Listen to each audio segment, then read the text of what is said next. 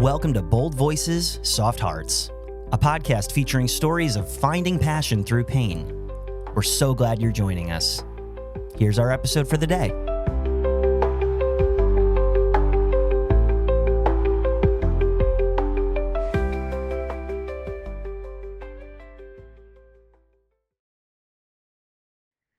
Welcome back to Bold Voices, Soft Hearts, a podcast exploring the idea that we often find our passions, the things that make us come alive, the things that cause us to soar through the pain and tribulations we experience in life. I describe the heart behind this podcast in episode 1 of season 1, the times when I fell on my face in despair in the light of addiction, divorce, and an unexpected diagnosis for my second son, Jed. I invite you to come and check that out and listen, as I've invited many guests who have come on the show throughout the 3 seasons. Today, I am thrilled to introduce someone I have personally admired and followed for a very long time. Rebekah Lyons is a national speaker, host of the popular Rhythms for Life podcast, and best-selling author of many books, including Building a Resilient Life, How Adversity Awakens Strength, Hope, and Meaning, Rhythms of Renewal, Trading Stress and Anxiety for a Life of Peace and Purpose. You are free. Be who you already are, and so many more. Rebekah has touched me personally with her honesty, vulnerability, and encouragement, particularly when it comes to her biological son, Cade, and her adopted daughter, Joy, both of whom have Down syndrome. Rebekah has become a public advocate for the Down syndrome community, and her work has been featured on Today, Good Morning America, CNN, Fox, Parade, SiriusXM, Huffington Post, Hallmark Home Family, and more.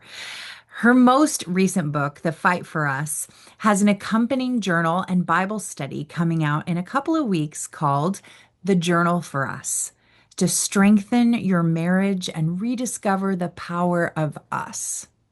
Rebekah and her husband, Gabe, introduce you to key practices to help you halt the dysfunction dance, support your spouse in their calling, and build healthier rhythms. Together, Rebekah and Gabe draw on their mental health coaching and marriage counseling expertise, not to mention their personal experience. So with all that said, I am just thrilled to welcome Rebekah here with us today. I am so excited Thank to meet you. you. Oh, thank you. This is so fun for me. I have loved you from afar and just love your family and all your advocacy. And it's so sweet to be a mama bear in this tribe of kiddos with different abilities. It's just God knits our hearts in unique ways. And so it's a joy. It's a joy for me to Oh, talk to you in person. it's a mutual joy. Thank you for being here. I know how busy you've been, and you have so much going on, and I just can't wait to dive in. So, as I was reading through all of the wonderful work you Okay. have brought into the universe, I was blown away by the fact that I realized I read your book, You Are Free, when I was pregnant with my first son, Clay, who's now 7. And I Wow. read the story of you just bringing Cade into the world, your son with Down syndrome. And at that time, I was so gripped by it, but I didn't have a son. I didn't have Jed Mm. yet. And I remember like just just taking in all those descriptions of what you were going through, and just I could not put it down. And now I have my Jed and I have this connection point, and I'm just so thankful for those little windows I got into this world through your book and the life that I was going to live before I even knew I was going to live it. So I am just curious to know, as we start, what is it like? Amen. Wow. Yes. What is it like recounting all of that through obviously you did it through the book, but if you meet a mom like me or someone who's just gotten a diagnosis, when you recount those early days with Cade, Mm, is it, yeah. does it feel like a long time ago, like a separate like category, or are those emotions and feelings still fresh? I would say that it's not always top of mind. Obviously the most traumatic day of our lives, the most transformative, life-changing day of our lives. But everything stems from it. You know what I mean? It's like those moments in like those depths, when you plunge the depths and the Lord drew near, then you're able to draw that same strength. There's a muscle memory that begins in your brain that goes, okay, God has been so faithful in those darkest moments or those valleys that I just didn't see coming. And with Kate, it was firstborn, failure to thrive, emergency C-section, 4.5 pounds full term, didn't grow the last trimester. There were a lot of complications that we were navigating on the operating room table before I even knew 6 hours later that they saw signs of Down syndrome. I mean, that was much later in a different even narrative. So I felt like the Lord was so gentle to have us just fighting for his life. Yeah. Uh, and the diagnosis was secondary. It was more like, oh, okay, we don't know what to do with that, but we'll get there. We'll navigate that when we get them, stabilized and able to get off a respirator and a feeding tube. So for me, it was all just so accelerated quickly at 20. I was only 26. And in many ways, youth is helpful for me in that moment because I was a kid having a kid. I was already a rookie at being a mom anyway. So it was kind of like, oh, this was definitely a different day than I saw coming, but I didn't have any framework to compare it to. But I am so thankful that the Lord allowed me to have those words. So I didn't write those words like that. I started, my first words were in Freefall to Fly, the first book I wrote in 2012. And so at that point, Cade would have been 10 or 11 years old. And that was probably the first time that I remember one phrase that I wrote, that I came home to a house swollen with silence. Mm. And I had been working full time and then brought Cade into the world and we were fighting for his life. And then after about 8 months, I fully quit my vocational career in ministry that I was still trying to manage part-time. It was just not going to happen. The Lord did not have that for me in that season with 8 hours of therapy a week and all of that. And I think what God giving me words later to reflect on it in both the first two books, Free Fall to Fly and then You Are Free. When I wrote that chapter, Free to Grieve, I cried so much through writing that chapter. And I still think it might be one of the most potent chapters I've ever written, because if we can't grieve, we can't be comforted. And I think a lot of the mental struggles women face is that they have unresolved grief or trauma. They have not fully felt the freedom or permission to express the loss or the longing that they might still feel with kiddos with different abilities. And they feel some level of shame, as if like they're rejecting their child, or they're showing disappointment with God, when in reality life looks different than any of us ever planned for it to look. And yet, God, in his mercy, uses all those means necessary for our good and his glory. And so it's not to just put a shiny face on it, but more to go, oh, wow, Lord, there is still some laying down. There is some grieving of something looking different. And yet, you are here and you are working and you are using this in a resurrection way, Yeah. and you can hold both places. And I feel like with Cade, and he's now 24, and then we adopted Joy, who's 12. We got her at 5, and there are Down syndrome bookends. And even with adopting Joy, while I knew that that was the Lord's invitation for us at like our 20th anniversary, 3 years from empty nesting, we go back to kindergarten. I still knew even then that there would come a couple of years later, where I'd fully realize kind of the weight of that decision, because in the moment you're just so excited and you're so full of it, and I think full of the joy of bringing her home, and God just met us there and gave us what we need. But I think in all of life, when you have adversity on some level without an end date. There's going to be seasons that come and go or ebb and flow that you just need more of God's grace for that season. Yes. And so for me, it hit me when my daughter left home. Kennedy, who had prayed for joy, who had been her big sister, she goes off to college. And then all of a sudden we're empty nesting for the first time.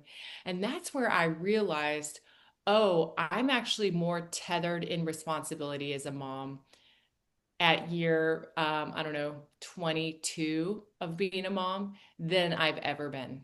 Mm. And I just didn't see that part coming. You know how people kind of are like, we're going to raise our kids and we're going to launch them. Well, we did. We launched the two kids that are out in the world, but we still have these two kids that are going to be under our care, our Mhm. purview indefinitely. And we don't really even have the support structure of the other siblings like we did because they're in different cities and different colleges.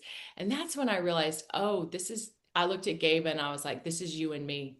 And we're like tag team and at that point we're both bivocational again, traveling and doing some work. So I just think I had to grieve for a minute, just like, oh, this is a forever decision as long as we have breath. And yet I wouldn't change it.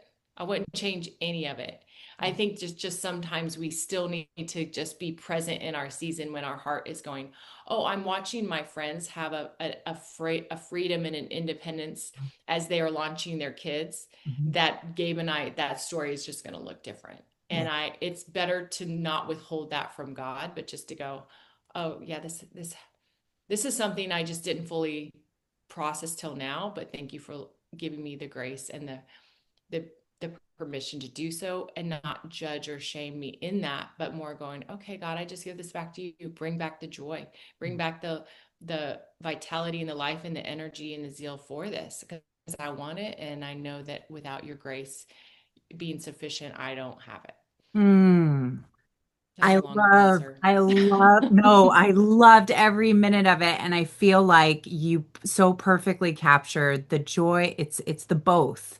It's the Yeah, acknowledgement of what we thought would be and the grief that comes with that, and the joy of what we have and what we never, like I said, when I was reading your book, I never could have known either one of those things. I couldn't have right. felt those things, but to hold those both in the same breath is such Yeah. a sacred thing. And I love the way you described it. I'm curious how Cade and Joy are doing today. How are they Yeah. doing? They are doing well. Like last night we just did was it last night? It might have been 2 nights ago. We did a long bike ride. We have some like after school rhythms at dusk that we do. So Mm. we like to golf. So we get two carts, and Joy joins me and Gabe joins Cade, and they get their snacks for sure. And then like we only do 9 holes. It's like a twilight 1 hour situation, but it's our quote unquote like empty nesting with them. And they'll get off and they'll putt like every other hole. Like, they have to be Oh, involved. They love it. And so we have to go late when nobody's waiting on us, and we're only going to get a few holes in. But it is a little rhythm that we do in the spring and fall after school. Sometimes we also do bike rides. They have those Triton bikes that are low to the ground. So they're like yeah. tricycles, but they're for adults too. And it's really good for their core strength. So we'll go around a local lake and they'll just have a sidewalk around it. Gabe and I will just walk and talk and they'll ride with us. And I we'll love do it. that a couple rounds and then go get ice cream. So as long as we have some outdoor rhythms and some active rhythms with them, Yes. it regulates their brain and any internal anxiety they're carrying that they don't have words to express. Mhm. And it kind of helps us all just kind of all it's good for all of us to be on the move, to get outside when the weather's nice. I would say Joy's doing cheerleading in sixth grade with her typical peers. One other girl with Down syndrome, but the rest are all her typical peers. So there's 22 girls on the squad.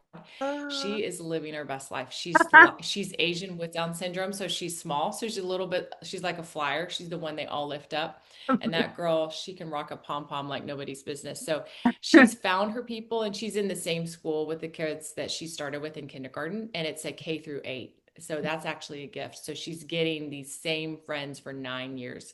And coming out of the instability of the orphanage up until she was 5, she now has like like school is her second home. Mm. Everyone has known her since she was 5. She definitely feels like she owns the place. I'm not looking forward to high school. Let's be honest. Her leaving there is a little devastating. It's 8 minutes from our home. It's a perfect thing. Kate Yeah. is in an adult program called Brightstone. It's like a flagship for Tennessee, and it's for adults with different abilities that it's a vocational program. And so they go Mm. out in the community each week, and they create a lot of things in-house that they sell within the community. And there's about 120 adults doing there, living there, or not living there, doing the day program there.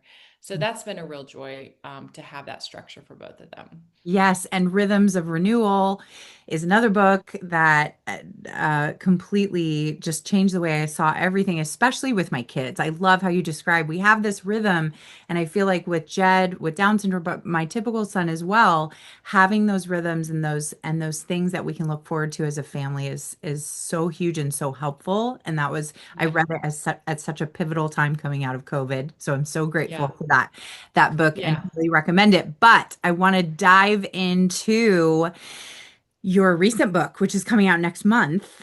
And I want to talk about um, the fight for us with your husband, Gabe. And I want to know what can you tell us a little bit about the journey to write that book? Like what Yeah. led you to it? Yeah, so Gabe and I have been married 28 years, and our anniversary's in December. And I Congratulations. would say, we had, Cade 3 years in. So 25 years we've been in this partnership journey of special needs. And I think, the divorce rate's higher for parents with different abilities and because of the stressors and the lack of support, I think, around those families and those marriages. And so we just kind of really committed from the beginning, like we can turn on each other or we can turn towards each other. Mhm. And we're both rookies at this. We neither of us saw this coming. We're both scared in our like limited abilities to give Your Cade what he parent. needs, but we know we have God. And so if we just stay aligned and we just support each other and we come together in this, like God gave us this child because he knows he's put in us what we will need to parent them well. And that's been, in many ways, I think, a stabilizing force for us. Yes, we have challenges that we're very raw about in the book throughout the years, just different seasons, different kids, different Yeah. journeys of moving cross country from Atlanta to New York City, then back to Nashville, where we live now. And all the transitions required and the stress required of him running a nonprofit, me helping support over there, and then me running this rhythms community through readers and the podcast, and him coming over here and hosting retreats. So I think we do love a full life that comes from an empty place, but at the same point, we also, I mean, just last night I was telling him, like, I think my greatest peace and joy in this season, even as we both have entered our 50s, is that we're united in the way we minister. And Yeah. whether it's at home with our kids or it's on a podcast or it's we might share a keynote if we travel for something. I said, I just love partnering with you. I think when God kind of thinks of our marriages and who he puts us with, if we're submitted to him in the pruning, because there's a lot of like rough edges that we bring into our marriage, but when we find the ways in which we celebrate each other's strengths, we find it helps round us out. God gives us those who help. Gabe has a gift of faith that has really grown my faith. I've had a gift of intercession that has grown his intercession, prayer life, whatever it is. We both bring our origin stories into our marriage, for better, for worse. And yet, as we talk about so much in the book, that the fight is for us. The spouse is not the enemy. And there are easily times when you are stressed out and feeling insufficient and anxious, Yes. that you want to blame each other for that circumstance because they might not be meeting the need that you have enough for that, when in reality we're both rookies. We both are doing the best we can and with our limited capacities. And so to have the grace to go, like, I know this is hard for both of us. We're responding to something like, say, grief, for example. We're responding to grief in different ways. It's not right or wrong, it's just different. And so just finding the ways to go from the fighting to the feeling, like what are the feelings behind the fight that's triggering, that are being triggered, and then how do you say, notice and name those feelings to one another. I actually, what's really happening is I feel afraid of an unknown future for our for our kiddos with special needs, or I feel afraid of the pace we might have to live to work to sustain what they might need after we're gone. Like all those like bigger conversations of how do we care for the overlooked or the marginalized that might not be able to make their own wage, and who will be those caregivers if the Lord takes us before he takes them. Those are all big things, but God, he's got this. He cares about the lilies of the field. He is certainly well his best interests are in like what our kids need. And I think just surrendering that repeatedly, trusting that, and then just coming toward each other. Gabe and I are always seeking forgiveness, repenting of the ways we might have acted selfish or got a little harsh or was overly negative or anxious about something. And if we quickly repair, then it's not something that lingers maybe like it might have longer, when we were younger. Mm. I really think it's for such a time as this. When I saw what this book is about, I had just in the past year, my own marriage, there's been a lot of work, a lot of just tough stuff, like what you just described, like naming what that anger is, naming what that snapping at my husband is. Like it's Mhm. tough and it's Mm. like painful pruning. And Yeah. and I know that I'm not alone. I know that I'm not Mhm. alone. I think I'll speak for myself. I think I've been afraid to speak on it because when you're Mhm. advocating for your son, for my son, I feel like I think a little voice whispers in my head, like, oh, you don't want people to think that you don't have it all together because you have to have it all together to get Jed what you need. And it's just like lies. Like Yeah. we're all just doing the best we can with what we've Yeah. been given. So what Yeah. would you say to someone like me who's like berating myself for I Yeah. don't have my marriage figured out. I don't know how to prioritize like getting in step with my partner in the Yeah. midst of all these other things. Yeah, I just think we all have to lead with vulnerability. Somebody has to start, and I think women are a little more in tune with what's happening internally, even if we're pushing it down. If we stop long enough, God's given us kind of the discernment radar that is uniquely, I think, gifted on women. That's why we can read the emotions in our family, our kids. We can read like what's not being said. We can read between the lines. The Holy Spirit's given us that discernment, I believe, as mothers, as wives. So sometimes he gives it, and we're easily ready to acknowledge that with our kids or our spouse, but Yeah. we're less able to recognize it in ourselves. Yes. That's what we call blind spots. So I think what'll happen if I notice physiologically I'm feeling anxious, like my shallow breathing, like I ruminating thoughts, a mind that won't quit, restless nights of sleep. I just have to go, God, what is it? What is it that I'm fearing? What is it that I'm grasping onto? Where is my anxiety rooted? Where are my fears? And God is so kind to show us, like, do I have unforgiveness towards my spouse? Do I have bitterness or resentment towards them because I've felt alone or abandoned in some of my caregiving? And just go to our spouse and ask for help. I think it can begin with, I would just say my first thing, lead with vulnerability by asking for help. Yes.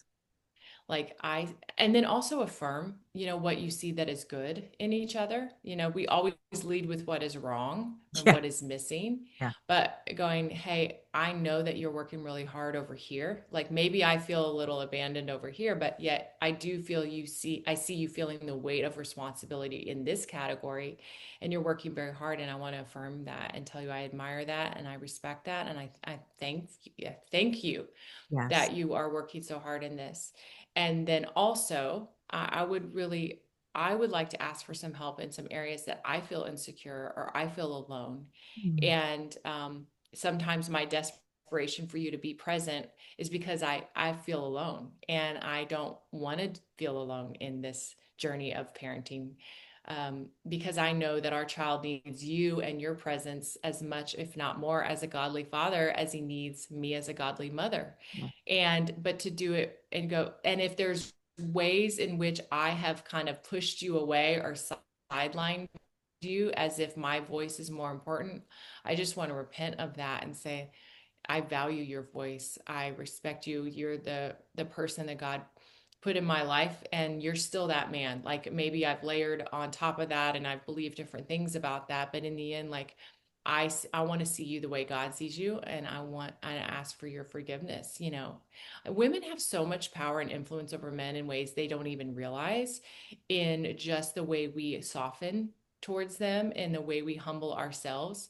Sometimes women have bought the lie that we have to be hard and have an edge so that we're not run over by our spouse. But quite frankly, we as women can be very intimidating in the way that we confront and just take charge. And we almost act as if we don't need men or need our husbands to lead, and we just fill that vacuum because we're strong. And God's going, hey, meekness is a tempered strength. It's like, yes, you're strong. I made you strong. You're going to always be strong. But a tempered strength is actually the true strength. It's like a servant strength. And it's also going, I want to make sure I'm calling out in everyone in my home their strengths, their like life, calling out life over them, believing in them. You have no idea how much that will like lift the spirits of your spouse, your husband. Sometimes they just want to feel admired. They want to feel seen and respected in a way that we don't always acknowledge, because we're too busy grumbling and complaining about where they're falling short. And we did a poll with the book. We're like, what do men really want? And they're like, we just want our wives to be happy and not like complain every day. Like, it's really like, they're like, if they just were happy and they took one like ounce of interest in like affirming us or what we are trying to do to make them happy, and showing gratitude and thankfulness, and like just recognizing, noticing, and naming that with gratitude. Like, men are like, I'll do whatever they want. I'll go wherever they want. Like, I just want to feel affirmed, because that's just a primal need that God puts in all of us, right? The heart is drawn to acceptance and it's repelled by rejection. And that goes both ways in men and women. So sometimes women can lead in that because we have more words. We have more EQ often in those environments. And there's just a lot of power and influence that you can have as a wife. I needed to hear that today, and I'm sold, and I want to read this book. So I want to know, because I want to be mindful of your time. I want to know how we can get it comes with, or we can get a journal and a Bible Yes. study along with it. Yes. Yeah. Yes. Um, So The Fight for Us was released in April. It was like the trade, where it was really just this journey of, defining the fight, why we fight, how we fight, and what we fight about, the primal needs that men and women have. From fighting to feeling, what's the feelings and emotions that need to be noticed and named behind the fight? We talk about the dysfunctional dance, and then from feeling to healing. So now what's coming out is called the Journal for Us, and it's 10 conversations every couple needs to have. And the reason why we wanted that to be the companion with the Fight for Us is because what we were learning in all of we host these retreats, marriage and parenting intensives and retreats for the last 5 years. We've served about 1,200 couples, and in these 2-day retreats, and we have another one in November that's already sold out, almost at like 120 people. And what we're finding is that if we're not talking, we're not healing. And what we are learning is that people don't know how to have a difficult conversation without being triggered, because it starts with vulnerability, but it turns into blame every time. And the minute you feel blamed, your defenses go up, and then you're at a stalemate. And so we start the journal with just, what are the basic building blocks that are the 5 essential things that must happen in order to have a healthy, difficult conversation. And so we just kick off the journal with like how to talk. Like, because if you're not talking, you're not healing, but you don't know how to talk. Like, we have to learn how to talk again, just like a baby has to learn how to talk. Like, we need to understand the nonverbal cues that we're giving and receiving in the middle of something that's a hard thing to talk about, whether it's sex or career or money or differences in parenting. we all come into this marriage not with a clean slate. We all bring our background with us and our preconceived notions of what is right. So we need to surrender those things. And so the journal really talks you through how to do that first.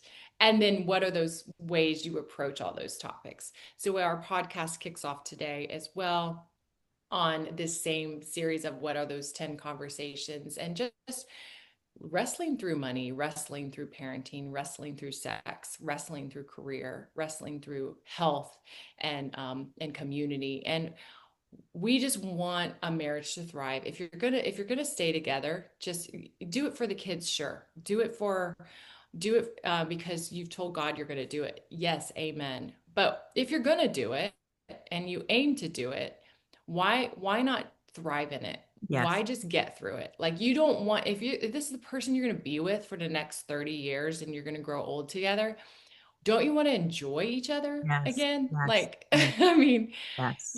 like, you're still going to have each other, Lord willing, as long as you have breath, no matter where the kids land. Yes. And why don't we just humble ourselves so that we can find each other again? Yes. Oh, I love it. I'm so excited. I'm so excited. Thank you for these resources and for all that you've poured into just me personally, but the world. Rebekah, you have such a gift, and I'm so grateful for your time. I'm grateful for your ministry. I'm grateful for your family, and thank you for coming on the show. Thank you so much for having me, Misty. Always reach out anytime you need anything. If you want to come to retreat, you just text me, you let me know.